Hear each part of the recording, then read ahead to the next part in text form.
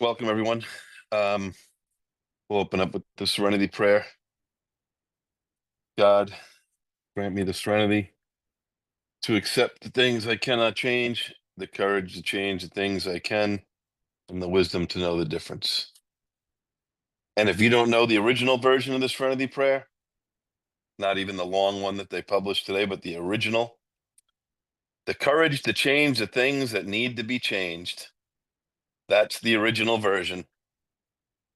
Anyway, um, before I say anything tonight, I just want to give a big shout out to my friend Larry C. Uh, that's why I'm traveling today. I went to his funeral today with some people I know very well from AA service, and Larry was a great guy. Probably the best compliment any AA member could get is that he was the Eskimo in a lot of people's stories. Uh, that's the common theme. And if you met Larry in Tennessee, he was just a super, super passionate, over the top, loved AA, loved his sobriety. He was 62 years old, just had 30 years.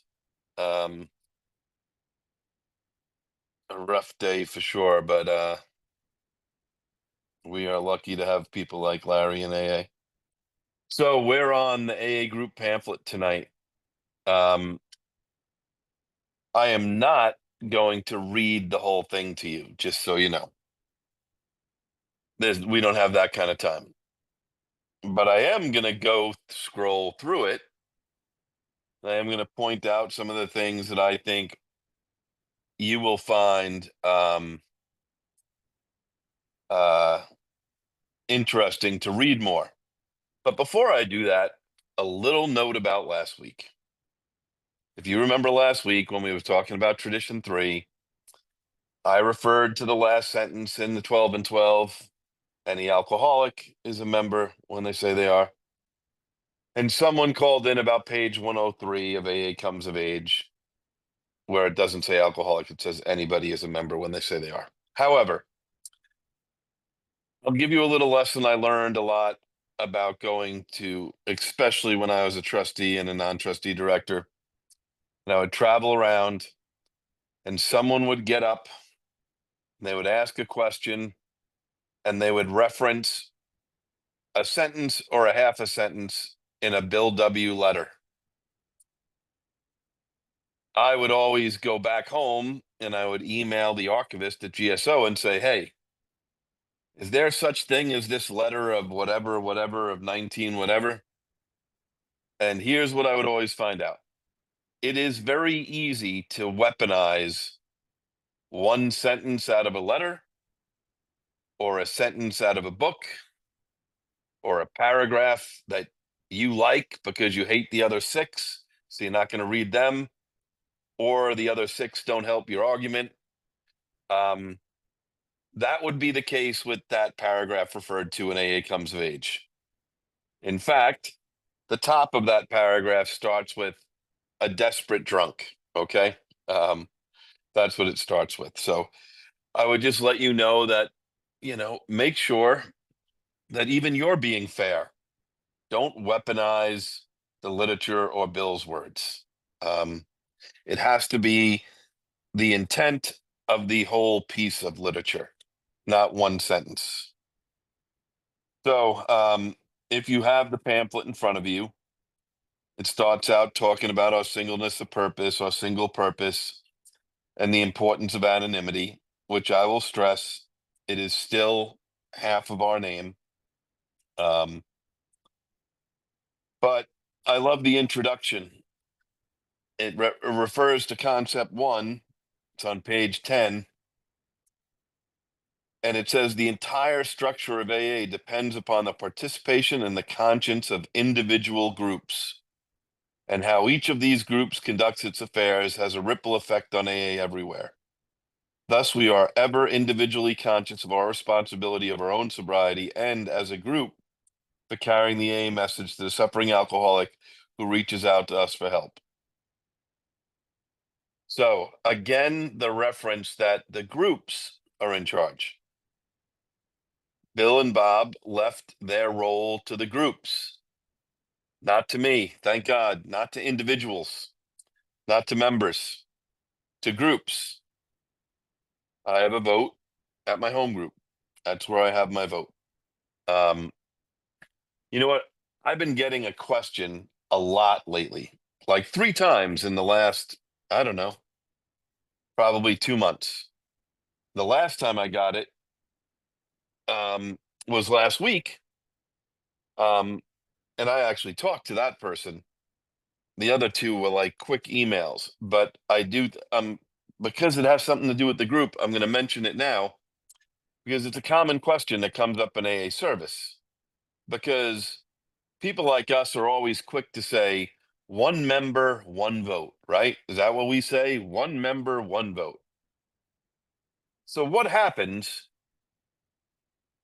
Let's just use me for example. Let's say I vote at my home group. We talked about some of the conference issues and I voted how I felt. But I have a position at the district. And I gave my 2 cents there as well. And I voted there. And let's say I have a position at the area. So I want to make clear why it still means one member, one vote. And those things don't matter. When you vote at your home group, that's your one member, one vote vote. You're voting as an AA group member, letting your GSR maybe know how you feel about a certain topic or conference agenda item. If you go to the district, and let's just say you are the GSR, but you're not voting for the same thing at those different places. That's what I have to stress. At my home group, I'm voting to let my GSR know how we all feel. At the district, my GSR brings our group conscience to the district, but they're not voting how they're going to vote at the assembly. They're giving the district chair or the DCM the conscience of the district. At the area assembly, the GSR already had a vote at their home group. Their home group already informed them. The GSR is voting for something different at the assembly, if you're one of those areas that does votes on agenda items. At the assembly, you're not voting to tell your GSR how to vote or how you feel. You're voting to give your delegate a sense of how your area feels. So this confusion about one vote, one member, it's what are you voting for that's most important.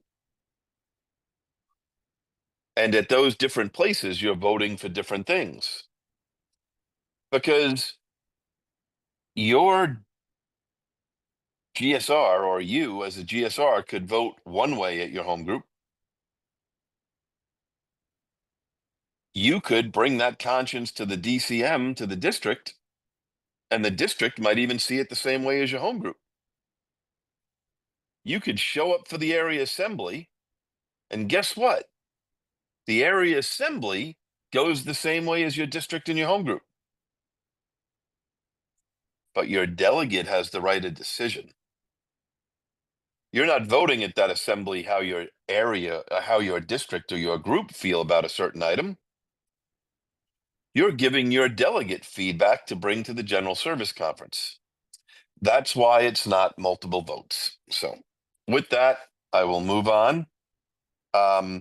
After the introduction, we get to the important page 12. What is an AA group? And it says, as the long form of Tradition 3 clearly states, our membership ought to include all who suffer from alcoholism.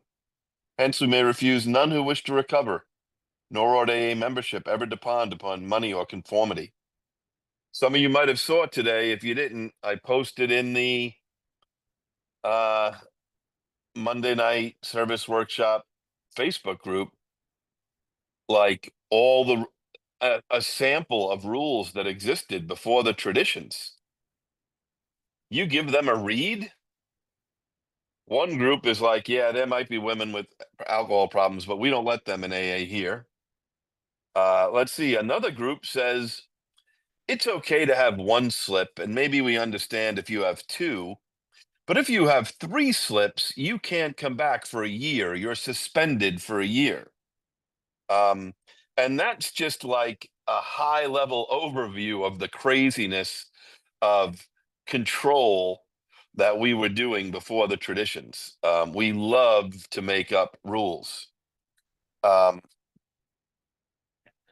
it goes on to say, and this is so important, specialized groups. Some AAs come together as specialized AA groups for men, women, young people, doctors, LGBTQ plus, and others. If the members are all alcoholic, and if they open the door to all alcoholics who seek help, regardless of profession, gender, or other distinction, and meet all other aspects of defining an AA group, they may call themselves an AA group. Now, special interest meetings have a real purpose in Alcoholics Anonymous. I was just explaining this at a young people's conference. Like, young people love to say, anyone who has room to grow is welcome, right? That's what they say. But that's not really true or historically accurate. That's not why Ikipa was started. Ikipa was started to help young people, especially because a lot of young people, they were in meetings all year with people a lot older than them. And AA is a program of experience. I can throw it out on two levels. You ever have someone without children try to give their opinion on raising children to someone who is a parent? That goes over really well, okay? Goes over really, really well. You ever see someone in a diner look across the table at someone telling them how to raise their kids who has no kids? Yeah, yeah. It's you should not give out opinions on things you have no experience on, which is kind of like going to a high school prom sober. You might be 50 years sober, but if you never went to a high school prom sober, you don't have any real experience about going to a high school prom sober. If you never had to write a college essay sober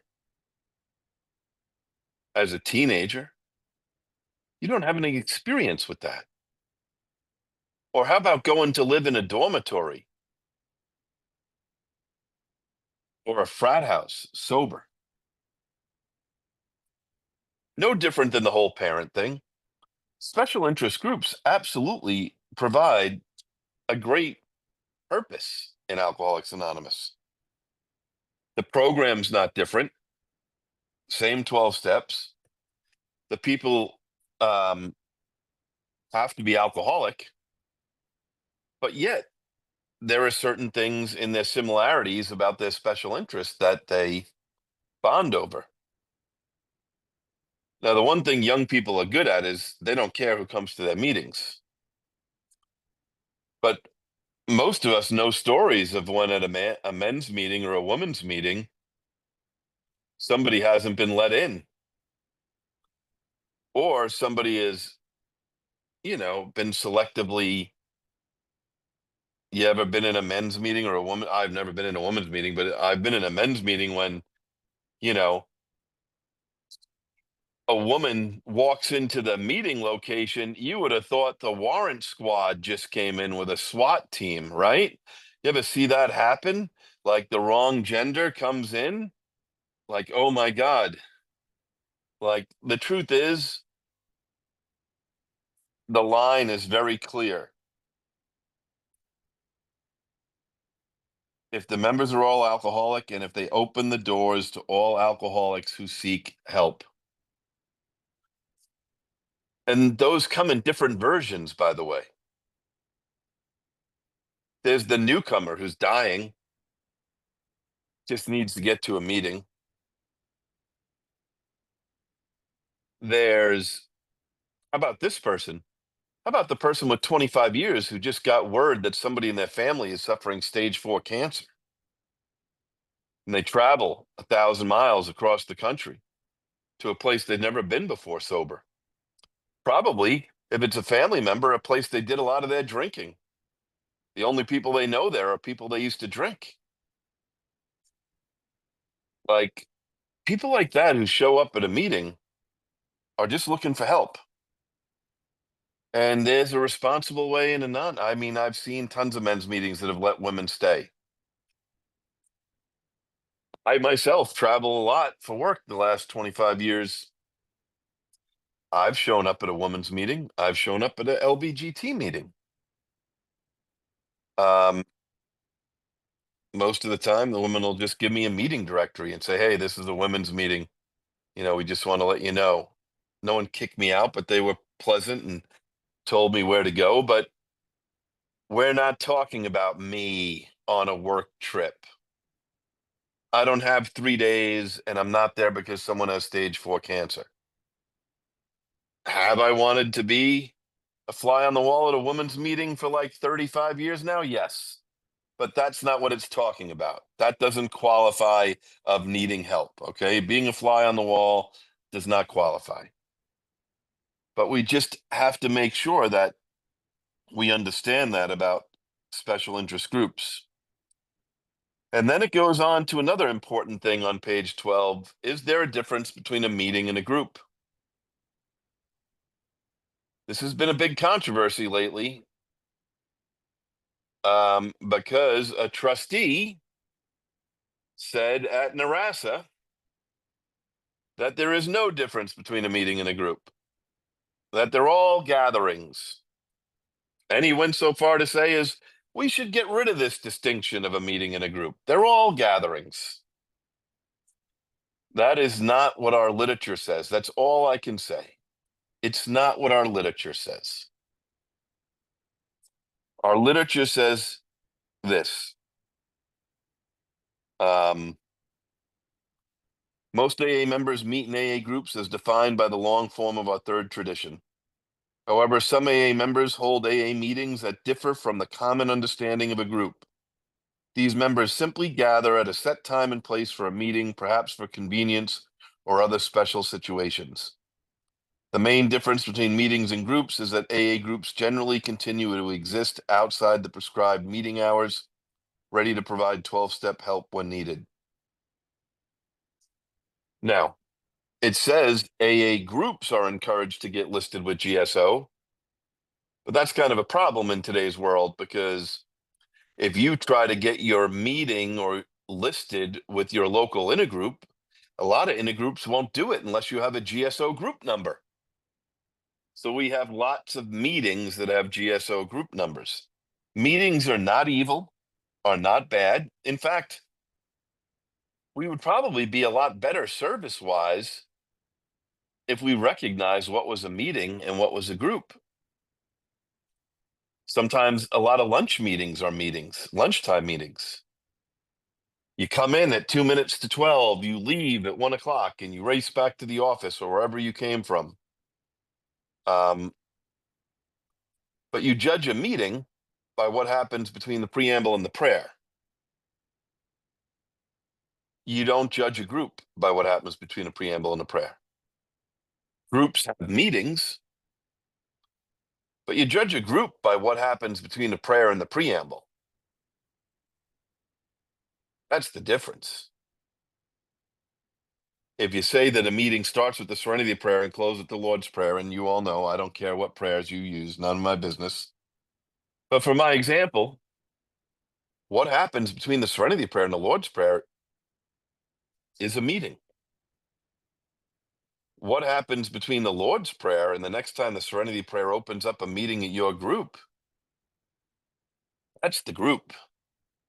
What is the group doing during that time? Are they connected to AA as a whole? Do they have a GSR?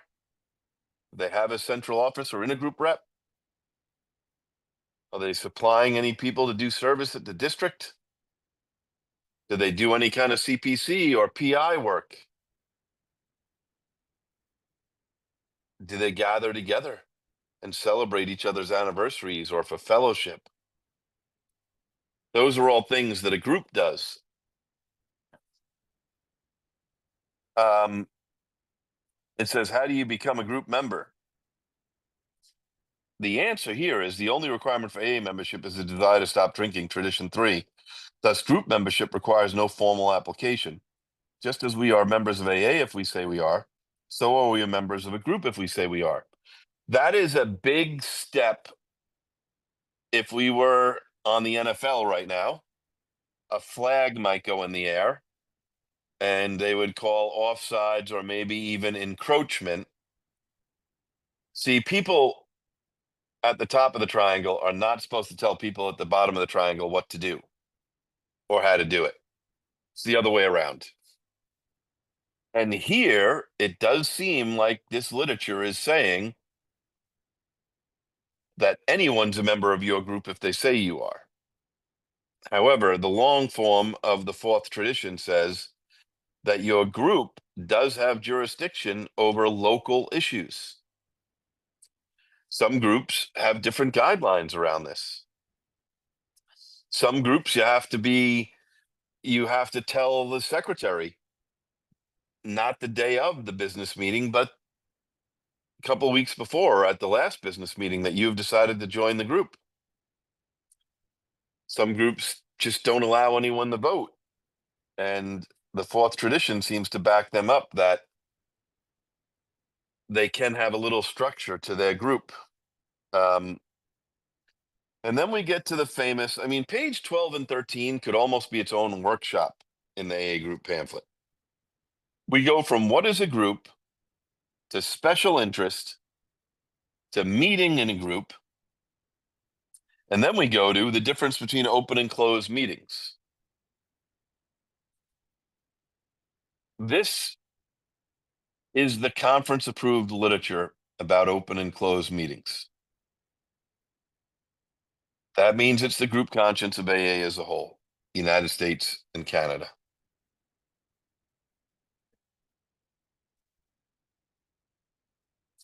The blue cards are service pieces, and they're missing some language from the conference approved literature. The conference approved literature says this: closed meetings are for AA members only, or those who have a drinking problem and a desire to stop drinking. You can't just have a desire to stop drinking. You have to have a drinking problem and a desire to stop drinking if you're not an AA member. So, two buckets of citizens at closed meetings: AA members and people who have a desire to stop drinking and a drinking problem. And then we have open meetings. Open meetings are available to anyone interested in Alcoholics Anonymous program of recovery from alcoholism. Non-alcoholics may attend open meetings as observers. So that's a good place to look up a dictionary word, which I won't do for you, but maybe a good place to write the dictionary definition of observing. I know it was shocking to me too, but observing means not participating. I don't know if you know that, but it means not participating. It doesn't even mean like me holding my mouth shut for 99% and only 1% throwing my 2 cents in. That would be participating. It's observing. And in today's world, what's funny is it's kind of gone like 180 degrees. Like, if you're trying to create a place where non-alcoholics can share, it's a closed meeting, not an open. as long as they're an AA member or they have a desire to stop drinking and a drinking problem. That's who can attend a closed meeting. Unfortunately, open meetings, some people have redefined as like meetings of all addictions anonymous.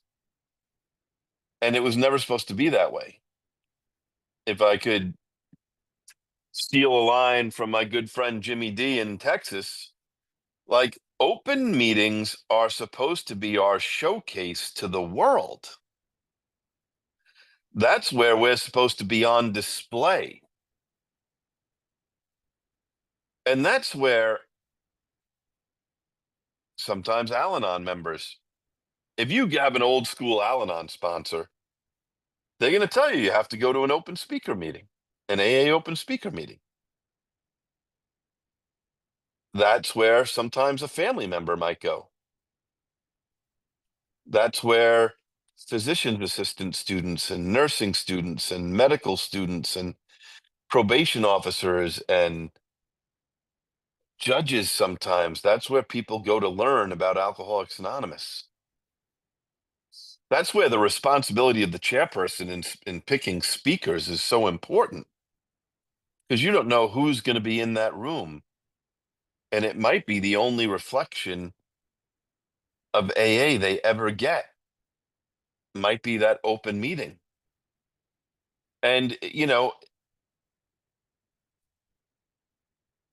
my experience, I was recently at my own home group a couple of months ago, and three uh, nurse practitioner students were there. Um, and they were fascinated by the meeting. Um, but a lot of those people, you have to remember, the reason we want them there is because if they come in contact with an alcoholic, we want them to send them to Alcoholics Anonymous. We want them to be impressed by what they saw. We want them to see that a so-called class of people like us who are supposed to be hopeless are able to get sober. And it's super important that at the open meetings that these people who are there as observers, that they hear an AA member or speaker share about recovery through our literature in Alcoholics Anonymous. Not like newfangled things invented that have nothing to do with Alcoholics Anonymous. That's why we have open meetings. Now, there are things that happen that I would designate as special meetings if I was able to. AA conventions usually have an Al Anon speaker, one of them. Al Anon conventions usually have one AA speaker. Some Al Anon groups, when they have an anniversary, invite an AA speaker to be one of the speakers. Some AA groups invite an Al Anon. That has been going on long before this pamphlet was written or the traditions. We're not talking about those special meetings. But I will tell you this. When it comes to conventions and large AA events, we have a huge responsibility regarding the open meeting. We're sometimes talking about a couple of hundred to a couple of thousand people at a Friday or Saturday night meeting.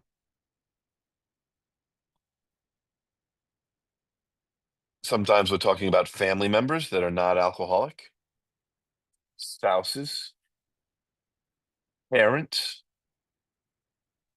And how about all the people working there? What happens if it's a not AA message from the podium? I can tell you that I was at, you know, an event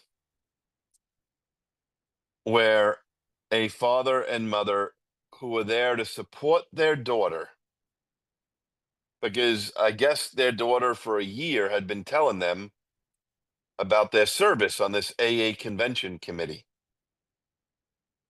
and all the stuff they were doing around it. And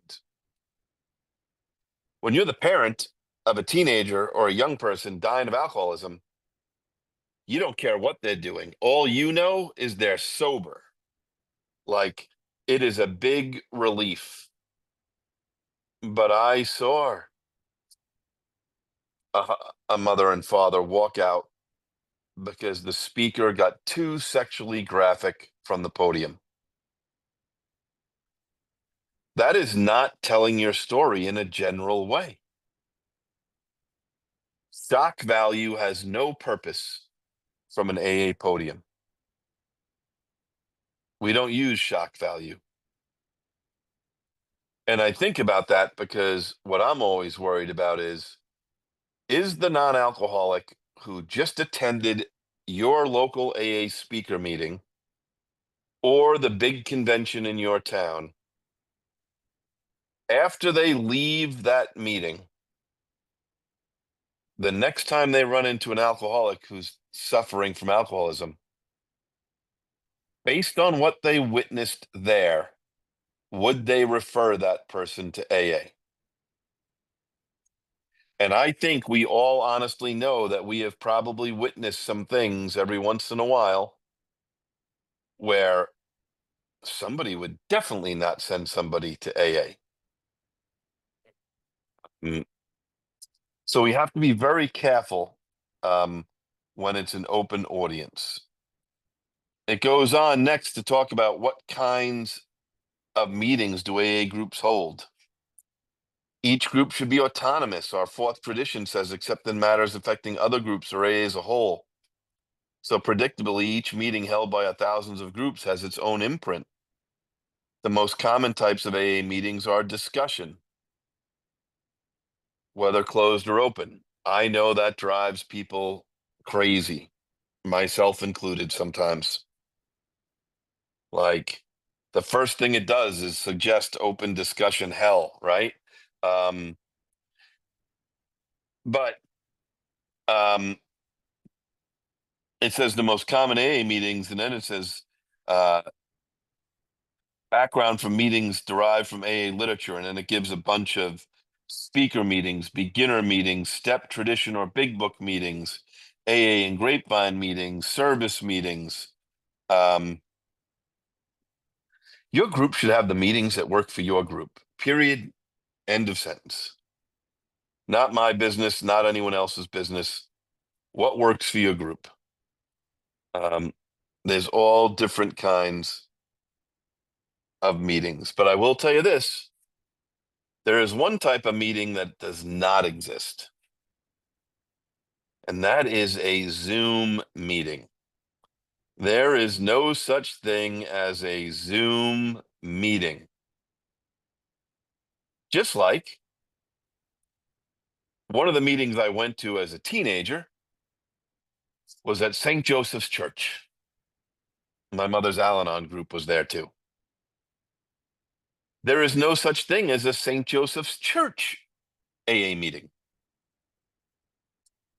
There is a meeting that takes place at St. Joseph's Church. There is a meeting that takes place on Zoom. St. Joseph's Church's address is Old Dock Road, Kings Park, New York, 11754. No different than the meeting ID and password for a Zoom meeting.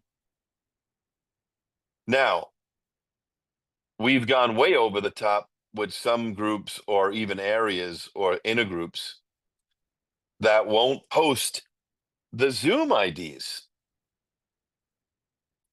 Why do we allow those groups to be listed? They should be all delisted. That's just my own opinion based on the traditions. Let me ask you something. Would your intergroup list your meeting in person if you refuse to give the address? I'm just curious. If you called up your intergroup and said, the Sunday night speakers meeting wants to be listed at 7 o'clock, but we're not telling you where we meet, what would the intergroup tell you? They'd know you were crazy, and they'd say, okay, it's doesn't serve any purpose in our directory. Why do we let meetings that meet online hide where they're meeting? Now, if they want to be a group of a couple of AA members who get together, that's fine. But why do some groups say don't put our ID and our password in the meeting directory? Oh, we're a closed meeting. Oh, really? The last time I looked at a meeting directory, closed meetings. Someone's talking about, I saw someone said to me, bombers? Who cares about bombers? You know what I care about bombers? I care about seeing bombers celebrate their first or second anniversary as a result of coming to a meeting for a horrible motive and then getting sober. Do you know how many people come with the wrong motives to AA meetings? Do you know how many people come to I see this. They show porn and suicide videos. There's way to control that. Just kick them out. If somebody did that in an in-person meeting, you would kick them out. I've seen people thrown out of all. And I see this, and racial slurs. I'm sorry. I've been in meetings in New York City where someone's been kicked out of a meeting for a racial slur. I just don't know why. I think people would be a lot more accepting of AA meetings online if they acted more like, and I know some people here disagree, and that's okay. I just know that there's no such thing as an online meeting. There's a meeting that meets online. Oh, they'll see everybody. I don't know. I have never walked into an AA meeting where everybody is wearing masks or a parking lot where everyone is taped over their license plates. Like, people get to go to AA meetings because they're listed for help. And yes, and I'm not pointing at anyone else, I'm pointing at myself. Do the craziest of all crazy people show up at AA? Yes, they do. Of course, they do. You know where else they show up? Church sometimes. Do the worst criminals in the world show up at AA? Sometimes, yes. They show up at church sometimes. Like, we're not religious, we're not political, but let's face it, we have a lot in common with churches in the kind of people that we're looking for to come. They're usually people who are broken in some fashion. Our particular brokenness is alcoholism. But the kind of crowd that we reach out to,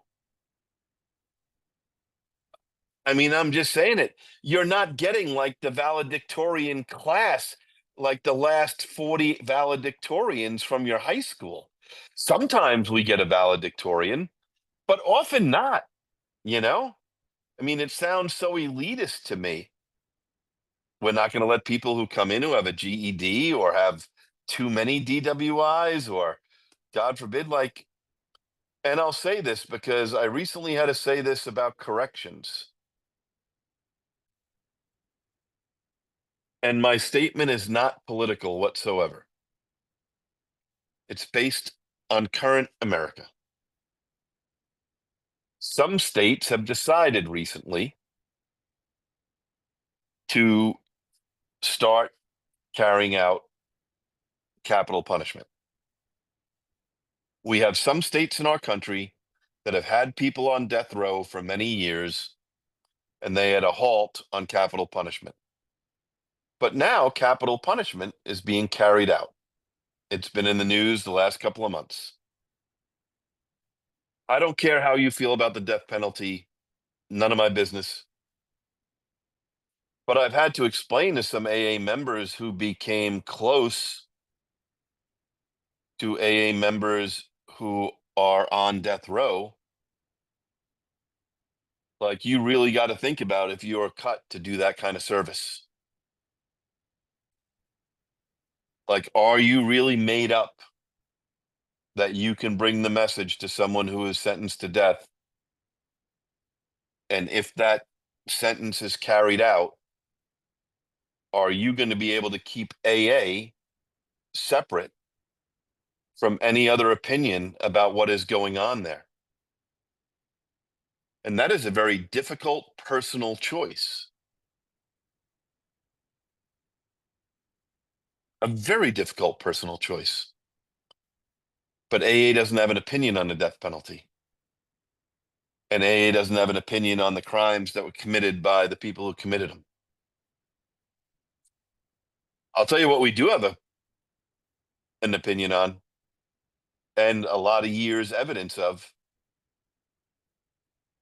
You can be an inmate on death row sentenced to death and have a spiritual experience and be freer than more people on the outside. Like, you can be on death row and be freer than someone living in their house. And we need to do that work. And we need, just because someone's on death row doesn't mean they shouldn't be able to have a sponsor or a home group or anything else.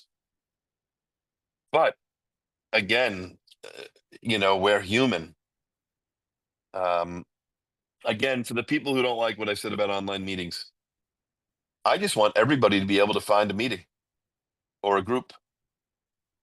And I get there are bombers, and but everything that's been told to me that can happen online,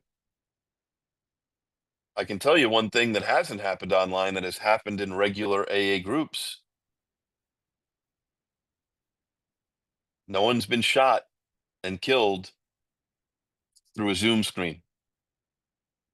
That has happened in-person meetings. So when I'm told about all the horrible things that can happen on Zoom, porn, all these other things, I'm like, I don't know. Like, real life AA, in person, they've had just as many tragic things. Um, I, I think there's ways of controlling certain things on the platform so that bombers should be something that we don't have to be worried about, like after May of 2020.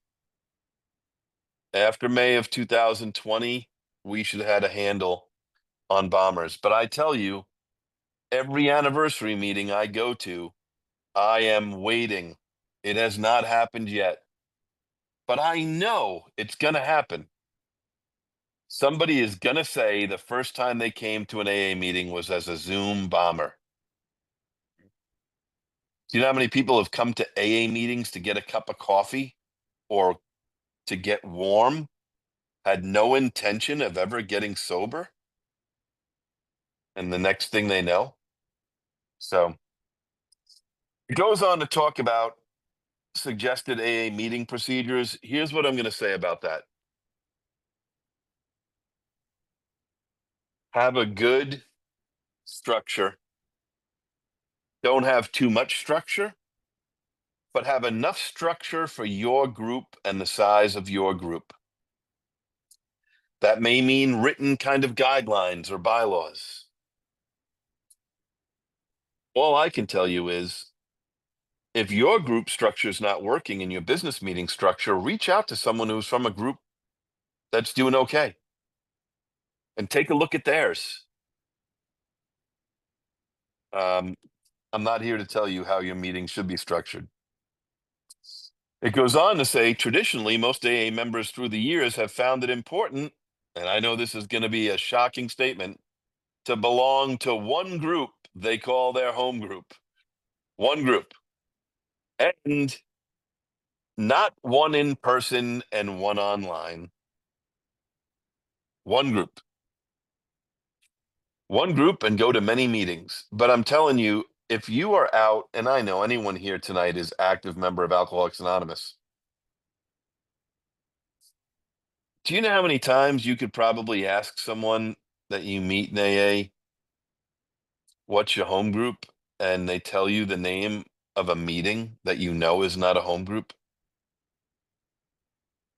that you know doesn't have a GSR and isn't connected to the structure. And I'm not saying that to judge them. I'm saying what a teachable learning moment that can be. And if there's anyone here who does treatment work, I wish we would focus when we go into a treatment center the importance of a home group, not the importance of going to lots of meetings, the importance of a home group. I've talked about this many times before, and it's caught on in certain parts of the country. But as far as I can tell, it was this one female judge who started it. She got moved to the DWI Veterans and Drug Court. And, she had no training. The person who was a judge before her told her, oh, just give these people this form and have them have somebody sign it that they went to a lot of meetings. And that judge, God bless her, went to a lot of open AA speaker meetings. And you know what she learned? AA is not a meeting-based society.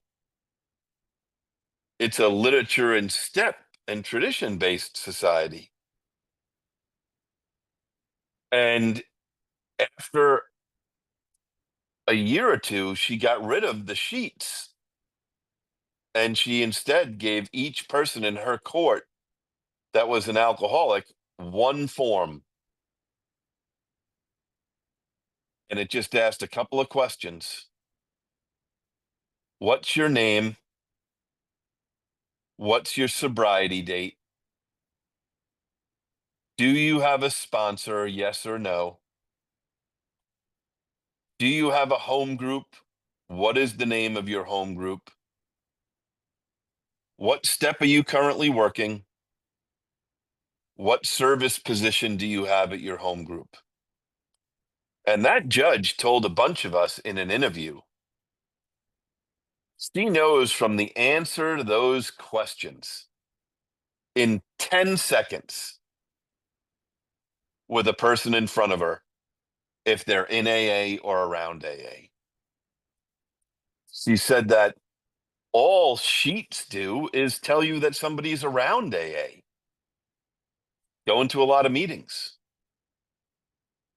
And today it's even gotten worse because signing forms is becoming less and less of a problem in AA meetings or a debate because now people, my phone's off, I'm just holding it up as an example. Now people have a GPS tracking app if they're on probation or other things. And that app registers if they're close to an AA meeting. But it still doesn't talk about being a member of a home group and how important that is. And I'm telling you, I learned this myself when I moved in 2015. And I was not like the guy that I make fun of anymore. You know the guy I make fun of. The guy I make fun of is the guy who gets out of the car with his own big book, overly active, loves AA. You know that person. When I was a teenager, I knew who that person was too. And you know what? I don't talk to them. I just, I ignore them. But when I moved, a lot of these young kids, I was undercover one of them. They didn't know. But what I learned is how many young guys I would talk to outside a meeting. And when I asked them what their home group was, they would tell me, oh, the meeting at the house I live at. And I'd be like, well, tell me about that meeting. And listen, if there's anything I love, it's a good recovery house that provides food, shelter, and clothes and lets their people get a foundation in 12-step fellowship. I love that. But I've had to teach so many of those young guys that the Thursday night meeting where the alumni come, that's not an AA home group. It's a really good thing that they have, but it's not a home group. And that's my message to all of you, that there's so many people out there. I get a little nervous when I hear that the only job of a sponsor is to take someone through the steps. No, it's to let them know what AA is and what AA isn't. You want to keep somebody safe in AA, let them know we're not professionals. This pamphlet is like our owner's manual. It's like the thing in the car that has the black cover on it with the Velcro that's usually buried under the wheel well that no one reads. It's called the owner's manual. That's what the AA group pamphlet is. It goes on to talk a lot about the seventh tradition and so much else, but here's what I'm going to talk about. I don't care if you have a steering committee or you have a business meeting. Your choice. Totally your choice. The seventh tradition, your group should not need other money to survive. Now, does that mean you don't take money from members of other groups? No, we don't do anything like that. But it means you should be able to survive just on your group members alone. You shouldn't have to do anything fancy or anything. You shouldn't have to have a dance or a picnic to raise money for your home group. If someone puts $1 or $2 in your basket and they're from another group, great. They're being self-supporting for the coffee they had. But your group members should be supporting your group. And the seventh tradition, we'll go over it in a couple of weeks. It says the voluntary contributions of their group members.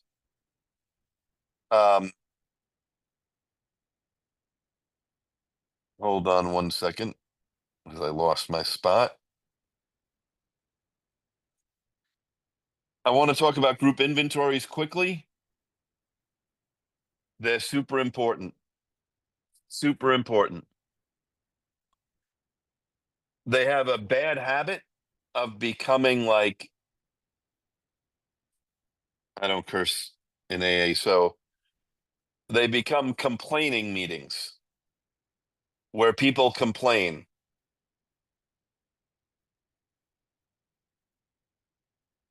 If you don't know how to do a group inventory, that doesn't have to be email me, but there's a way to do it with the questions and you can add your own questions, but do not just ask a facilitator to show up and then ask people to give answers to questions in that meeting. That's anarchy. That's a disaster. And by the way, the facilitator should not be anyone's sponsor, should not be anyone's service sponsor. Every person in the group should believe that that facilitator is neutral, totally neutral. Now, I use the way that Don P liked to use. And now with technology, it's super easy. Come up with your list of questions. Send them out in an email, Survey Monkey, whatever you want to do. Have people anonymously answer those questions and send them to the facilitator.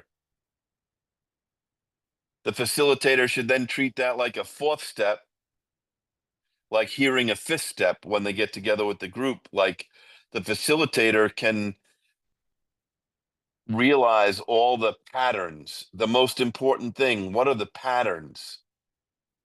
And then when you have the group conscience meeting, the inventory meeting, the facilitator, you don't have to raise hands about who has this complaint and who has that. The facilitator can present to the group the common patterns of each question. And you can focus on solution, which is so much more important. So much more important.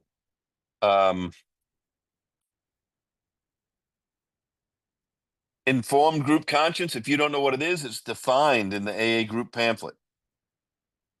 To be informed, to have all the information, to not rush to judgment. Boy, do we love to rush to judgment and we make everything an emergency.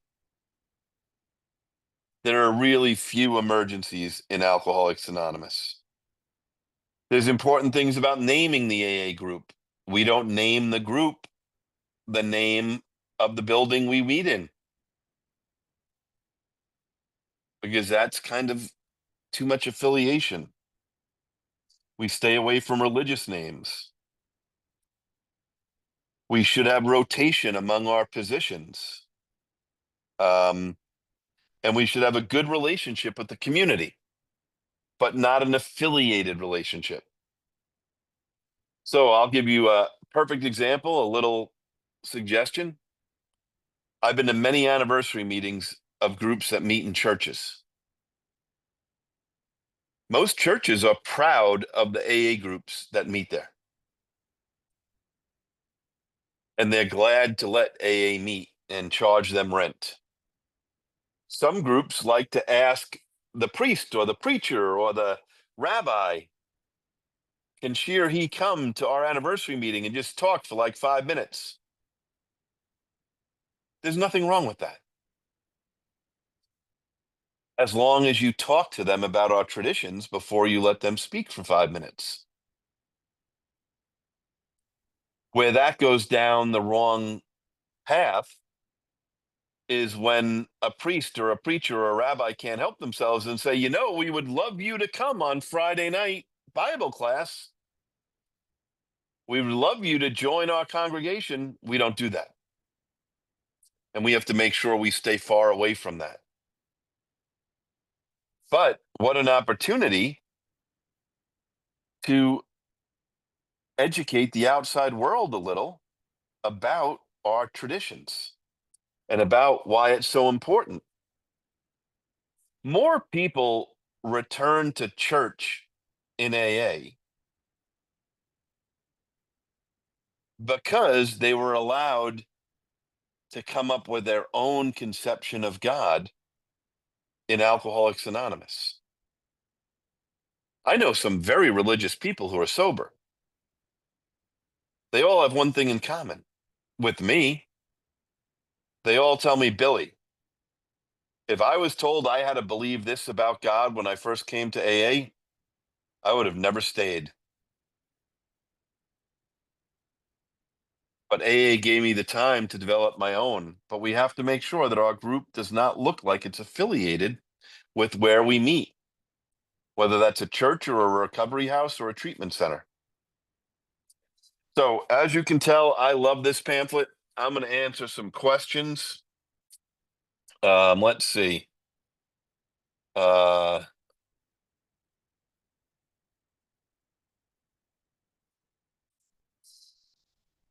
right. If you sent me an email for Larry's address, family's address, I will get it to you.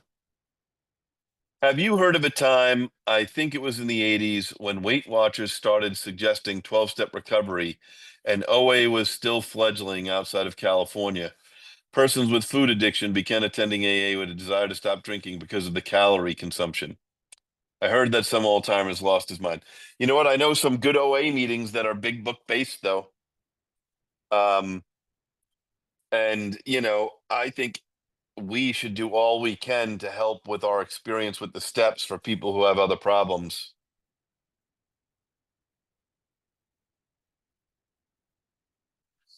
I'm aware there are online meetings on Discord, uh,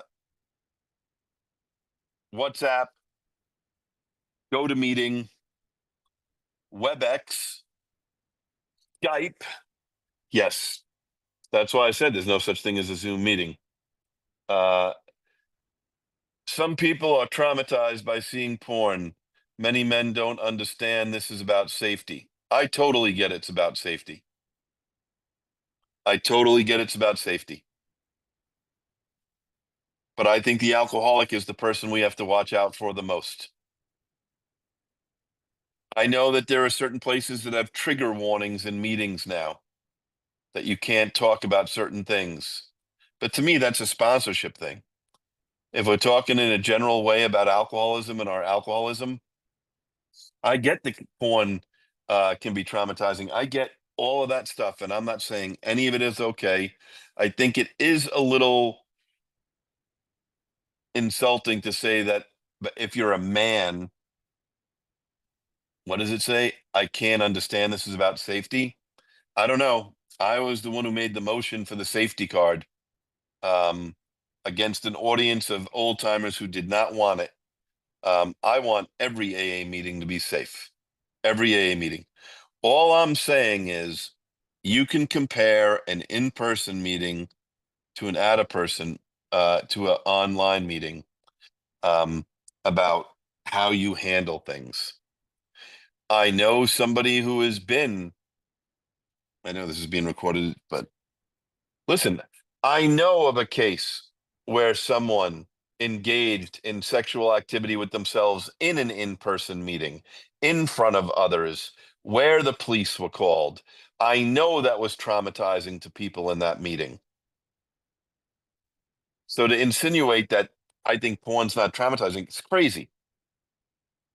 I don't want anyone to be traumatized. All I'm saying is there are ways to deal with this without restricting the address of providing where alcoholics can go for help.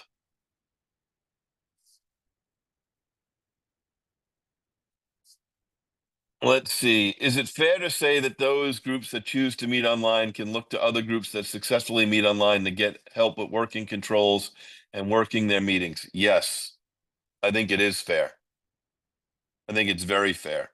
I don't know who should make that document, but it's super fair. Um, there's a lot of things that people don't know that you can do behind the scenes in the master controls of these meetings and have certain service positions of people watching for behavior. I got yelled at like 4 weeks ago on this meeting because someone was taken out that held their phone up twice. That's a safety concern as much as porn, as far as somebody's anonymity. That's our rule here. If you look like you're recording the meeting, you're out. Um, let's see. What if there are 5 meetings in a group, but not all meetings are self-supporting? Well, if the group is self-supporting, that's what matters. Not if each individual meeting of a group is self-supporting. If it's one group, then it's does the group self-supporting. In regards to the right of decision, can a group direct the GSR to vote in a certain way, regardless of what they say? If so, would that be the same for the area and delegate DCM district? Um, hold on one second. If I can find something quickly to read, I will read an answer to that. Uh,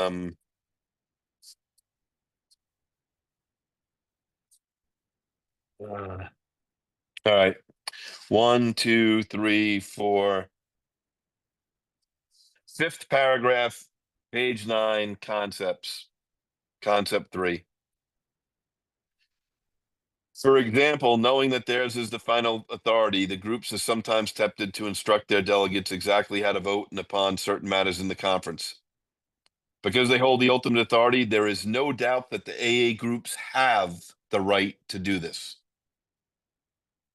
If they insist, they can give directives to their delegates on any and all matters. That's what the literature says. Is that a good idea most of the time? No, it's a horrible idea. However, on certain issues, the area has the right to do that.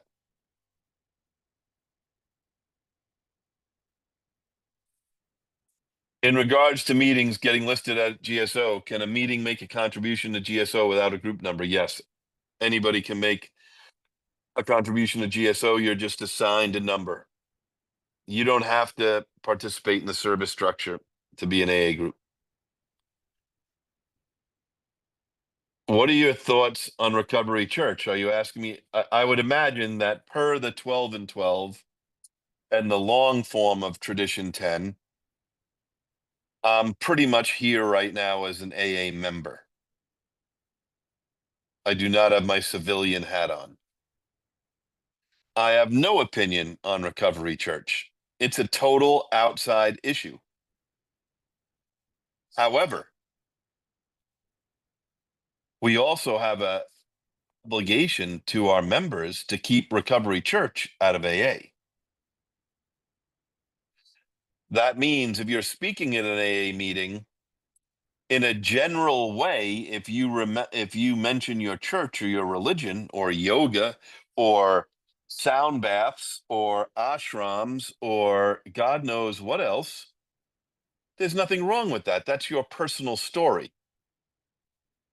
However, if you're coming to AA or speaking in AA and implying to people that their recovery would be better if they went to Recovery Church, you've crossed the line.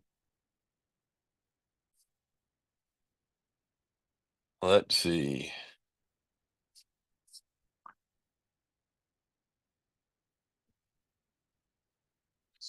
Online Intergroup has a Zoom safety procedure document. So everyone go to the online Intergroup and get that.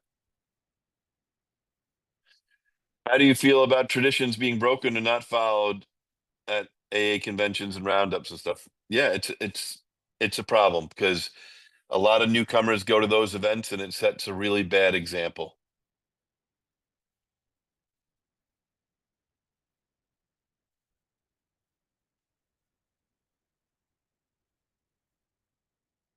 Let's see.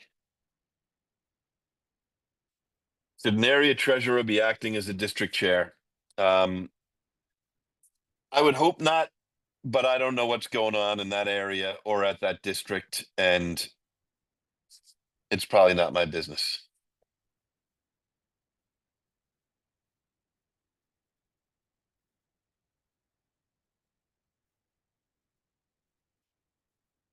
Let's see.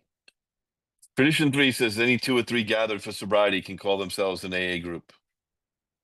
That confuses the group meeting distinction. Also, do you think there will ever be able to take an inventory worldwide of groups who have a GSR versus meetings? That would mean getting 75%. Yeah, that would be very difficult. I get what Tradition 3 says about two or three gathered, but two or three could be a meeting or they could be a group. But I get it. It just says that two or three could be a group. You don't need two or 300. You could just have two or three people. Um, so I get that point for sure. I've often been told you shouldn't wear two hats in service. Are there service positions that you could reasonably hold more than one? Uh, yeah, I'm sure you could have a group position and an intergroup position. I would be careful about trying to be all in on general service and all in intergroup service. Um, I would try to keep them separate. I would just try not to hold as many service positions as possible because somebody else maybe could have that position. Oh, somebody just told me. I was at an online meeting as on Zoom, and a young bomber from Ireland took their 24-hour chip. Well, that's good and bad news. I'm really glad to hear that. And of course, it's the Irish, right? Of course. It's the only ethnicity mentioned in the 12 and 12, if you don't know that. The stubborn Irishman. The only one. Yep. I hope that everybody who is involved in AA, especially online, like do whatever you can to make those meetings safe. Um, if you like online meetings versus in person, that's up to you. But the best thing I could say to end on this group pamphlet is many, many, many AA members today do not know that their home group is not really a home group. They just write it down as the name of their group. It says many group members feel that sponsorship is more important than service benefiting the group. What do you say to these folks? I don't know. Stay in your lane. I don't know what to say. Like, I don't think anything's more important. I think anytime we try to say that anything is more important, it's all ego based. Like, try to be a well-rounded member of Alcoholics Anonymous in all three sides of the triangle. Does that mean we're all perfect at it? No. Does that mean our triangle is equilateral at times? Yes, of course. Um, but more important, I don't think I would want to use those words. So I am going to close next week. We are on tradition 4. So we will close with the responsibility statement. I'm responsible when anyone anywhere reaches out for help. I want the hand of AA always to be there. And for that, I am responsible. Have a great night and great week, everybody. Keep Larry and his family in your prayers. Thanks.